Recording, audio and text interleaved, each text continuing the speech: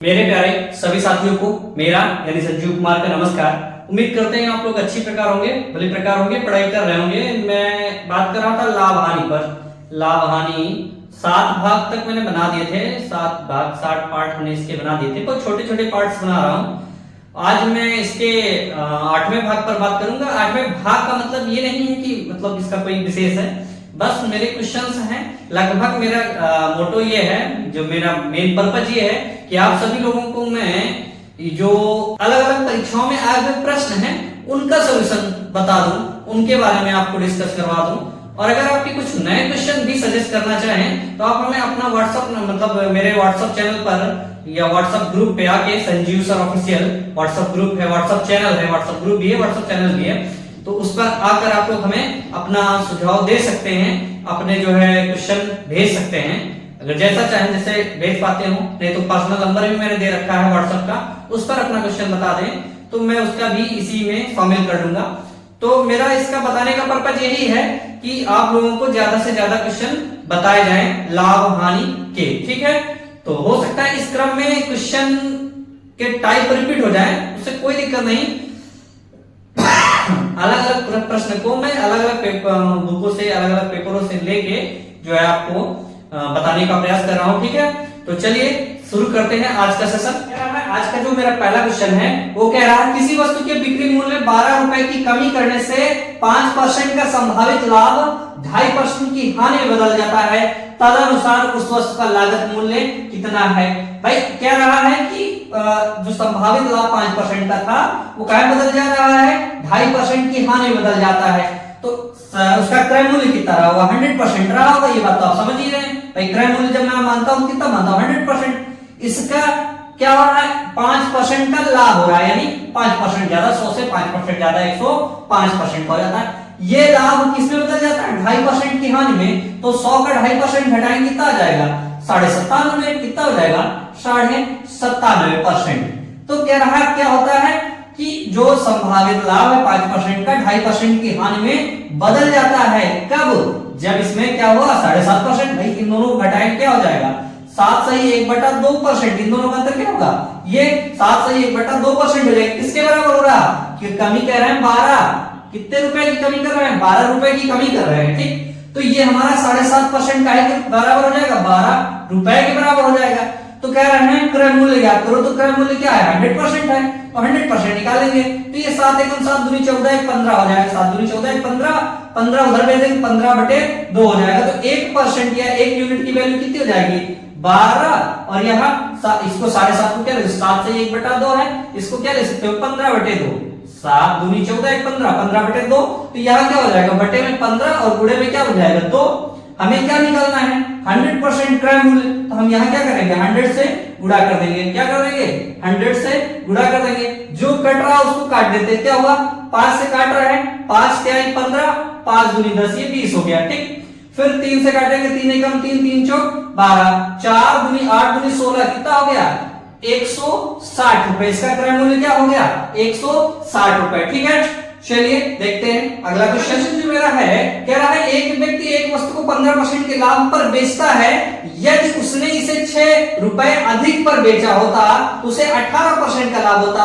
व्यक्ति ने वह वस्तु कितने रुपए में खरीदी थी। तो हम मान लेते हैं क्या, वस्तु उसने कितने में खरीदी, 100% में खरीदी। पहली कंडीशन उसमें 15% का लाभ होता तो क्या बराबर हो गया, 115 के बराबर हो गया। दूसरा उसने क्या किया, 6 रुपए अधिक पर जब खरीदा, 6 रुपए अधिक पर, यहां तक उसने जितना खरीदा था उससे 6 रुपए अधिक पर खरीदा, तो उसे 18% का लाभ हो रहा है। कितने परसेंट का लाभ हो रहा है, 18% का लाभ। तो यहां दोनों का अंतर परसेंट में कितना है, 3%। क्या है, 3% है। अब ये 3% का है बराबर हो रहा है हमारा, क्योंकि 6 रुपए थे, 3% हमारा 6 रुपए के बराबर है। इसे हम काटेंगे तो 3 एकम 3, 3 दूनी 6, यानी 1% बराबर क्या है, क्या जाएगा 2 के।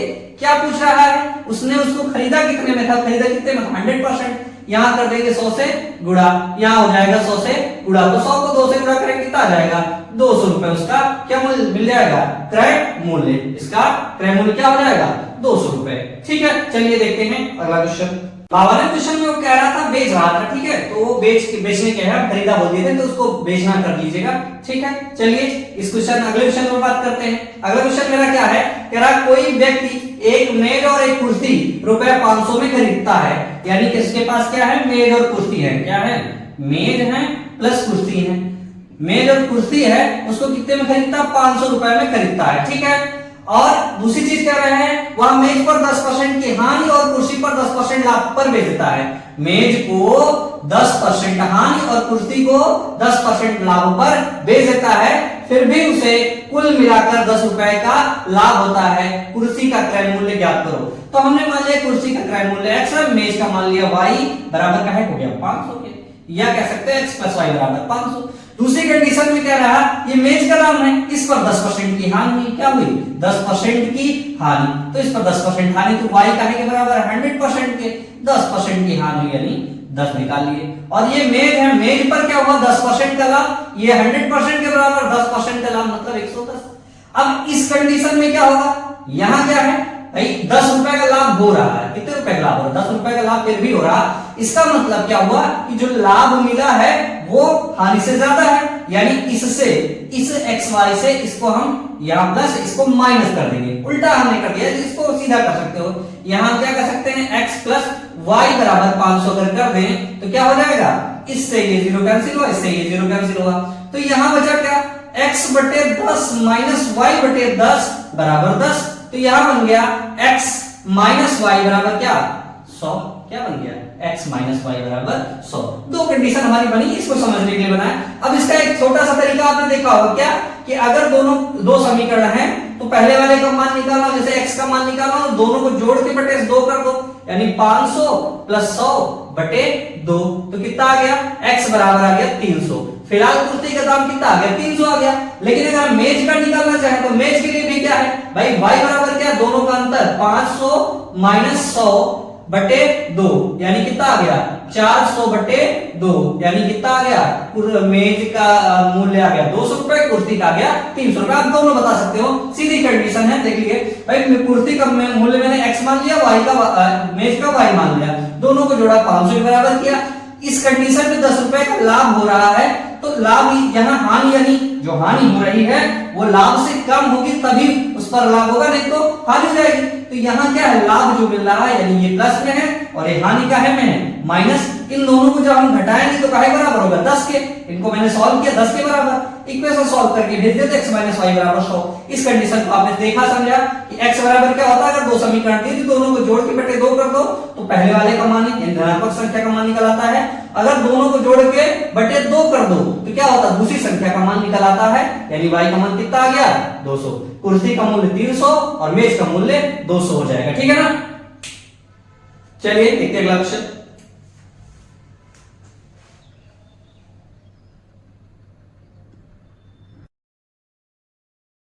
देखिए ये क्वेश्चन क्या कर रहा, एक व्यक्ति 2160 रुपए में 2 पंखे खरीदता है। क्या खरीदता है, 2160 रुपए में 2 पंखे खरीदता है।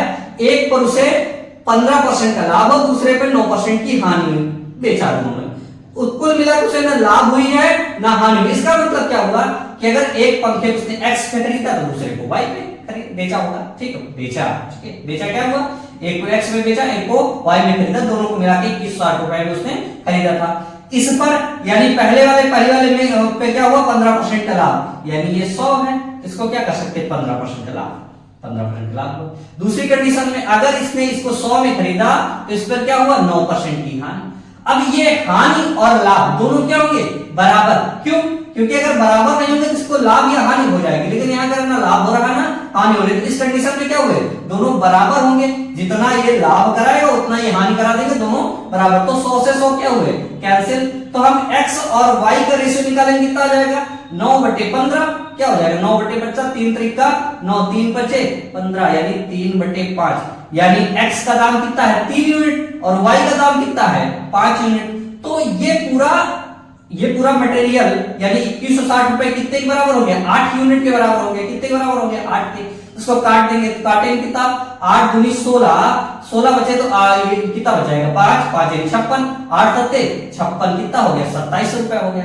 अब इसको 3 से गुणा कर देंगे तो x का मान निकल आएगा, पहले पंखे का दाम तो 3 गुणे कितना हो गया 270, ये पहले पंखे का दाम हो गया।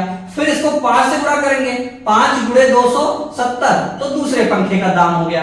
क्या हो गया, पहले पंखे का दाम और दूसरे पंखे का दाम ये निकल आया। अब इनको आपस में हम गुणा कर देंगे तो कितना होगा 27 या 81, ए हो गया 810 और 27 पंचे कितना होता है 135 यानी 1350। ये इनका सॉल्यूशन हो गया। ठीक, तो पहले एक का दाम हो गया 810, दूसरे का दाम हो गया 1350। उम्मीद करते होंगे समझ में आया होगा, उम्मीद करता। ठीक है, चलते हैं देखते हैं अगला विषय। अगला विषय मेरा ये विषय है, कह रहा है एक पुस्तक विक्रेता ने बेची गई वस्तुओं पर 15 पुस्तकों पर 15% की छूट दी।